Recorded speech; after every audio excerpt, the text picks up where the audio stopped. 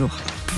La mort de Quentin n'en finit plus d'agiter le monde politique et médiatique et cette question se pose désormais alors que le ministre de l'Intérieur vient d'affirmer que la marche blanche en hommage aux jeunes militants nationalistes allait pouvoir se tenir comme il se doit à Lyon. J'en ai évidemment discuté avec madame la préfète du Rhône et donc je ne demande pas l'interdiction de cette manifestation. Donc elle se déroulera encadrée, elle sera encadrée pour éviter tout trouble à l'ordre public. On était effectivement plusieurs à demander l'interdiction de cette marche, le maire de Lyon mais aussi des parlementaires de gauche et pour ma part je l'ai fait en relayant les inquiétudes des habitants du 7e arrondissement qui ne voient pas d'un bon œil cette marche passer dans notre arrondissement.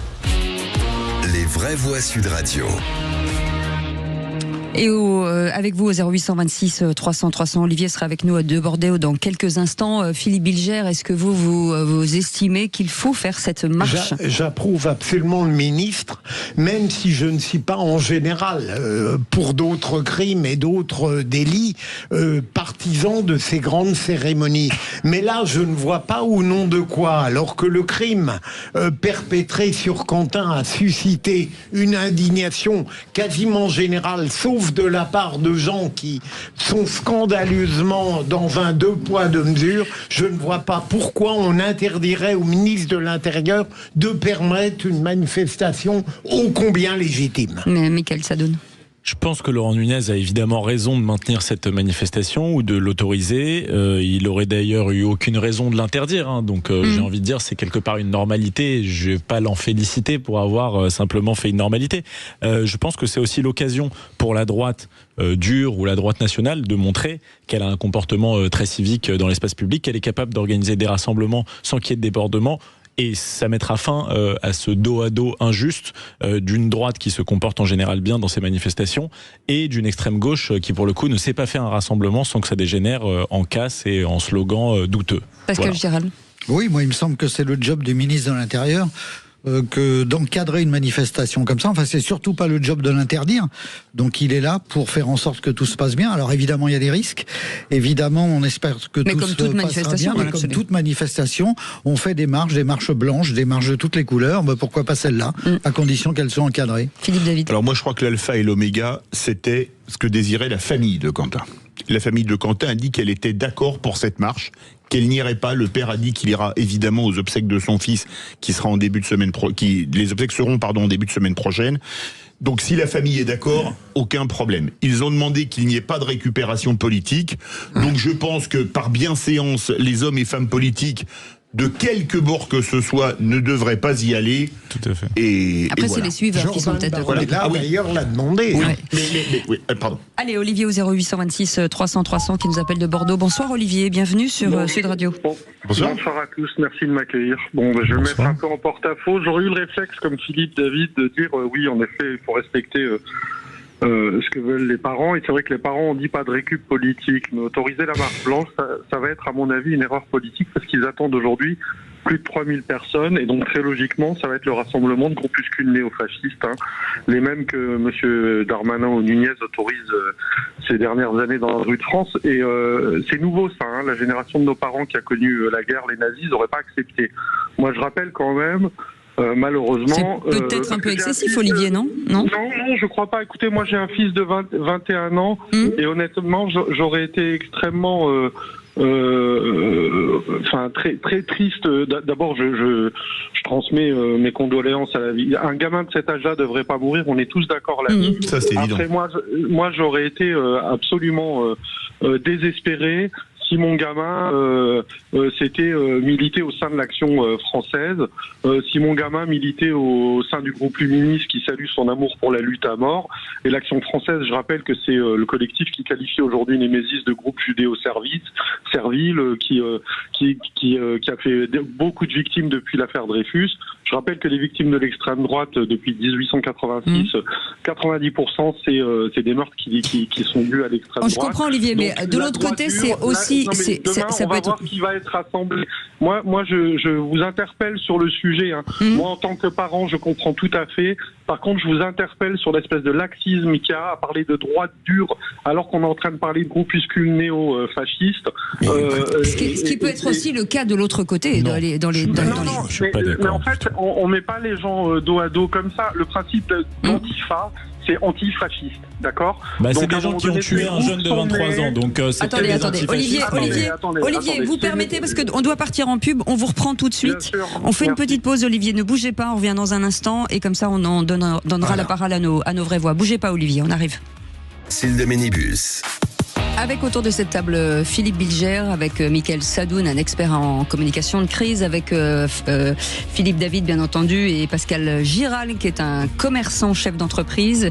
Et nous revenions sur cette marche qui va visiblement être mise en place et acceptée par Laurent Nunez, qui a annoncé qu'il ne demanderait pas cette interdiction à Lyon. Olivier est avec nous il y a quelques instants. Olivier, si je résume à plus que ce que vous avez dit je ne suis pas contre cette marche blanche. Ce qui vous dérange, vous, c'est éventuellement les groupuscules d'ultra-droite qui pourraient battre le pavé à l'occasion de cette marche. Il appartenait à ce groupuscule. C'est un groupuscule qui adressait un guet-apens lors d'un événement LFI, c'est un classique. Les services de renseignement savaient, ça a dégénéré en rixe, ça a conduit à la mort de ce gosse. En plus, ils l'ont abandonné, à un moment donné, mais moi, c'est la responsabilité des renseignements et de la police qui me pose souci. Olivier, si vous permettez, parce que vous avez eu beaucoup la parole, si on peut faire tourner la parole ici à Sud Radio, Philippe Bilger ou en ce qui me concerne, Olivier, moi je suis un peu inquiet à cause de ces dérives intellectuelles et politiques qui, face à un crime, en l'occurrence commis par l'ultra-gauche, éprouvent le besoin d'évoquer les crimes commis par l'extrême droite. Et je ferais exactement le même raisonnement si j'avais à déplorer aujourd'hui un crime commis au détriment d'une victime d'ultra-gauche. Je trouve qu'on ne s'enferme pas dans une indignation consensuelle. Ça me choque. Oui, moi je suis tout à fait d'accord avec Philippe Bilger. Et puis vous faisiez un raisonnement, je trouve quand même assez hasardeux, qui menait à dire que toutes les personnes qui seraient présentes à la manifestation de demain seraient plus ou moins associées en fait au nazisme, puisque vous avez précisément prononcé ce mot-là.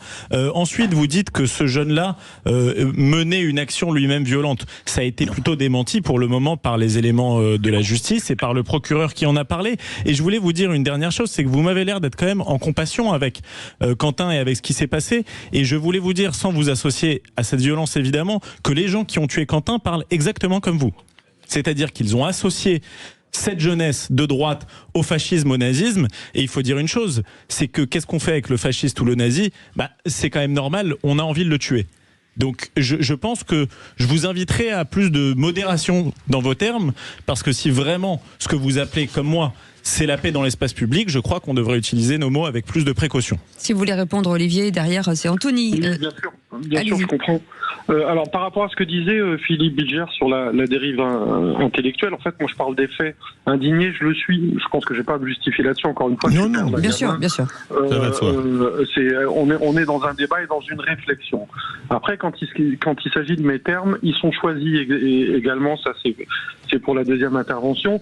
Moi je suis allé regarder où militait Quentin, et j'ai vu la deuxième vidéo qui est sortie et qui a montré comment ça s'est passé, et que c'est bien un groupe néo-fasciste, je suis désolé, qui a attaqué et qui a donné un guet-apens à des militants de gauche, qui a dégénéré, certes, et c'est horrible, ils sont coupables d'avoir tué ce gamin, mais moi à un moment donné, une rixe, que ce soit gauche ou droite, on tue un gamin, c'est pas acceptable, c'est une violence qui n'est pas acceptable. Point. Après les vidéos, Olivier, pardon, si je peux me permettre, les vidéos, Olivier, si je peux me permettre, je sais pas si vous l'avez vu.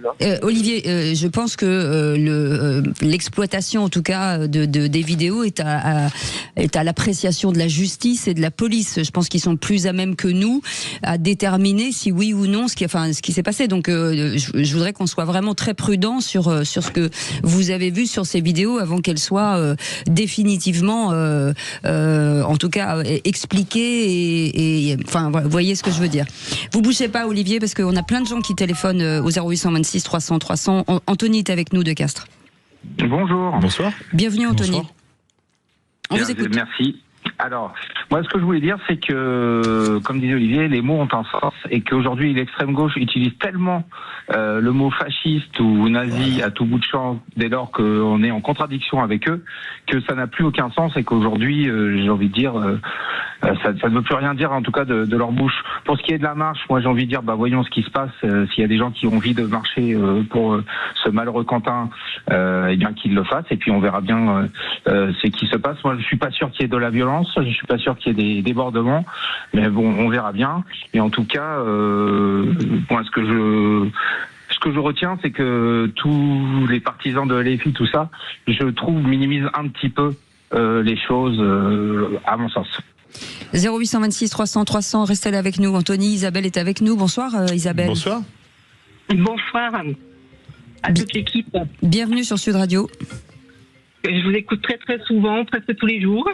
Merci de votre fidélité au poste. Je vous appelle parce que moi je suis maman de 3 enfants. Alors là je suis dans la Drôme, mais je retourne sur la région lyonnaise parce que je suis lyonnaise.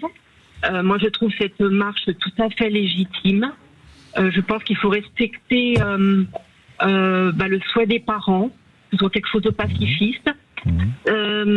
Après moi je suis très inquiète en fait parce que actuellement c'est très compliqué de se positionner personnellement avec chacun nos idées, parce qu'en fonction du bord de lequel on est stigmatisé. Et moi, là, j'ai l'impression que ces dernières années, c'est quelque chose de récurrent. Alors aujourd'hui, moi je suis plutôt, je dirais, gaulliste. Dire que je suis de droite, c'est comme si j'avais un peu la peste. Et moi, je suis aussi infirmière en hospitalier. Et quand il y a eu le Covid, le fait d'être opposée à la vaccination, j'étais traitée de complotiste. Donc c'est dans ce sens-là que je trouve que c'est quelque chose de récurrent, cette façon de... si on n'a pas les idées dans la norme qui est instaurée par la... je sais pas comment dire, je ne dirais même pas que c'est une majorité, parce que les votes ne représentent pas du tout ce qui est établi en France en termes de sièges. Mais voilà, j'ai du mal à m'exprimer. Mais ce que je voulais dire, il y a quelque chose qui m'inquiète. On comprend très bien, Isabelle. Moi, je pense une chose fondamentalement, c'est que Laurent Nunez, et dans ce domaine, il a quand même été préfet de police de Paris, a mis, je pense, un service de sécurité CRS, etc., qui va être impressionnant. Parce que c'est sûr qu'il va falloir écrémer ceux qui vont venir. Les uns, évidemment, il y aura peut-être des nazillons qui vont débarquer, ça c'est tout à fait possible, et il faudra qu'ils soient... sanctionnés hyper durement, mais il peut aussi y avoir des antifas, mais qui sont pas du tout anti. Le problème, c'est que ce sont des gens qui sont d'une violence rare et qu'il faudra aussi, auquel cas, les mettre hors d'état de nuire, comme les nazillons qui débarqueraient. Donc, au niveau sûreté, ça va être compliqué, mais j'ai pas toujours été tendre avec lui, j'ai confiance en Laurent Nunez dans ce domaine. Parce que, Cécile, si j'ai bien entendu Anthony, il a totalement raison de mettre en cause l'abus de langage sur le plan historique. On est qualifié aujourd'hui de fasciste, de non-fasciste, comme si nous étions dans un régime qui a quoi que ce soit à voir avec cette période atroce du fascisme et du nazisme. C'est une banalité obscène de cette période infiniment dramatique que des gens ont connue. Il faut l'ignorer, pour moi il faut l'ignorer, et il faut même retourner l'accusation. Moi notamment les gens du bloc central qui font mention, en fait, parce qu'ils disent pas le mot nazi quand ils parlent du Rassemblement national, mais ils font mention aux années 30 en disant c'est le retour d'une période, etc. Alors je vais vous dire, il faut retourner l'accusation contre eux en leur disant que c'est une insulte pour la mémoire des gens qui sont morts dans cette période que de l'utiliser à des fins politiques. Parce que désolé de vous dire que si les Juifs des années 30 avaient trouvé en face de Marine Le Pen et Jordan Bardella, ils en seraient certainement plus contents. Voilà, ils en auraient été plus contents. Allez, Anne au 0826 300 300 est avec nous de Melun. Bonsoir Anne, bienvenue. Bonsoir Anne. Bonsoir. Bien écoutez, moi je suis de juive. Et en fait, aujourd'hui, moi, ce que je veux dire, c'est que, en fait, tout ce qui est les filles et compagnie, pour moi, c'est complètement fasciste. Et moi, je suis pour cette marche parce que, en fait, ce gamin a été ni plus ni moins assassiné, à mon sens. Et en fait, aujourd'hui, voilà, pour ma tante qui reste qu'à 86 ans aujourd'hui, les fonctionnements de la gauche, de l'extrême gauche, aujourd'hui est extrêmement violente. Et je ne pense pas avoir vu des mouvements d'extrême droite avoir une telle violence que cette violence d'extrême gauche qui, pour moi, aujourd'hui est à combattre réellement, avec 20 personnes dans ma famille déportées. Donc quoi qu'il arrive, quelle que soit l'opinion politique, ça reste un jeune gamin qui a été tué, à l'occasion de voilà. Et ça, il faut en tenir compte, bien entendu, à la demande des parents, je le rappelle. Merci en tout cas à tous qui nous ont appelés au 0826 300 300. Je sais que ça sonnait encore énormément, oui. Mais on peut pas prendre tout le monde. Vous restez avec nous, on fait une petite pause et on revient dans un instant avec Seul contre tous. À tout de suite.